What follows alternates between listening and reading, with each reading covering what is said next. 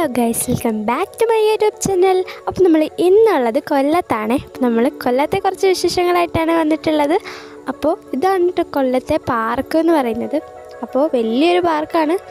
അവിടെ ഒരുപാട് സംഭവങ്ങളൊക്കെ ഉണ്ട് കേട്ടോ. അപ്പോൾ അവിടെ കാണാനായിട്ട് നല്ല രസമാണ്. അതിൻ്റെ അപ്പുറത്തോട്ട് ട്രെയിൻ പാളമൊക്കെ ഉണ്ട്.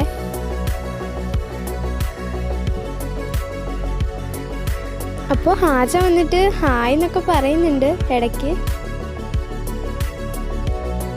അവിടെ കാണാനായിട്ട് നല്ല രസമുണ്ടായിരുന്നു കേട്ടോ.